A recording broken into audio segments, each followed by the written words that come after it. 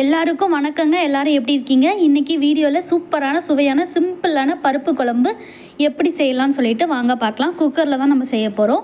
அதுக்கு ஒரு ப்ரெஷர் குக்கரில் 1 கப் அளவுக்கு நான் வந்து துவரம்பருப்பு சேர்த்துக்கிறேன். இது ரேஷனில் வாங்குகிற அது துவரம்பருப்பு தான், நான் கடையில் வாங்கலை. இதை வந்து ஒரு 2-3 தடவை நல்லா வாஷ் பண்ணி எடுத்துக்கோங்க. எந்த கப்பில் பருப்பு அளந்தீங்களோ அதே கப்பால் ஒரு 3 கப் அளவுக்கு தண்ணி சேர்த்துக்கோங்க. உங்களுக்கு தண்ணி பத்தாத மாதிரி தெரிஞ்சிச்சு அப்படின்னா கூட 1 கப் அளவுக்கு தண்ணி சேர்த்துக்கலாம். அதில் எந்த பிரச்சனையும் இல்லை. நல்லா தண்ணி சேர்த்துட்டு இப்போ நம்ம வந்து 1/4 ஸ்பூன் அளவுக்கு மஞ்சள் தூள் சேர்க்க போகிறோம்.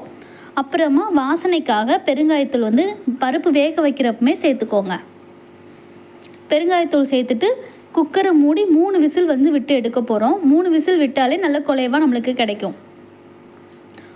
இப்போ வந்து இந்த மசாலா பருப்பு குழம்புக்கு ஒரு மசாலா வந்து அரைக்க போகிறோம்.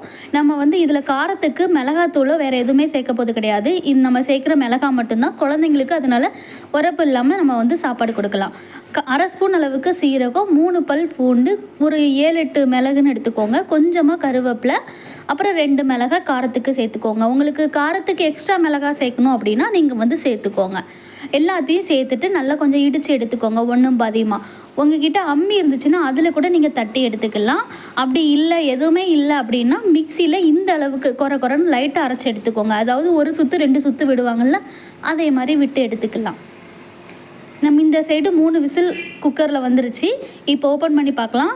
பருப்பு நல்லா மசிஞ்சிருச்சு. நான் வந்து கரண்டியை வச்சே நான் வந்து மசிச்சு விட்டுக்கிறேன். உங்ககிட்ட பருப்பு மத்து இருந்துச்சுன்னா அதை வச்சு கூட நீங்கள் கடைஞ்சி எடுத்துக்கோங்க. அவ்வளோதான். இப்போ நம்ம வந்து குழம்ப தாளிச்சிடலாம். ரொம்பவே ஈஸி. நம்ம பருப்பு வேக வச்சுட்டு நம்ம வந்து மசாலா இடிச்சிட்டோன்னா குழம்பு ரொம்பவே ஈஸியாக செஞ்சு முடிச்சிடலாம். ஒரு வடைச்சட்டியில் கொஞ்சமாக எண்ணெய் சேர்த்துக்கோங்க. எண்ணெய் நல்லா காஞ்சதும் கொஞ்சமாக கடுகு பொரிஞ்சதும் நம்ம வந்து காஞ்ச மிளகாய், கருவேப்பிலை சேர்க்கணும்.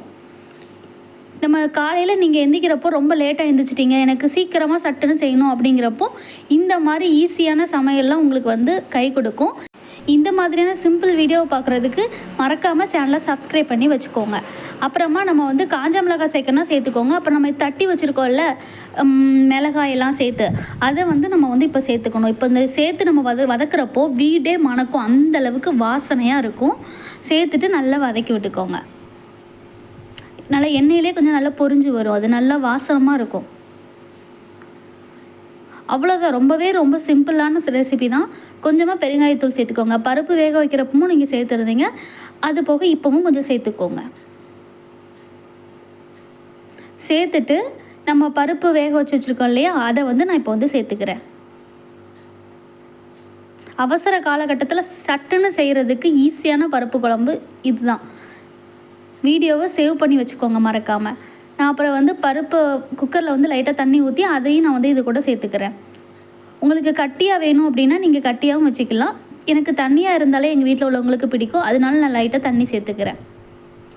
சேர்த்துட்டு இப்போ நல்லா பருப்பு குழம்பு கொதித்து வரணும். இந்த குழம்புக்கு தேவையான அளவுக்கு உப்பு சேர்த்துக்கோங்க.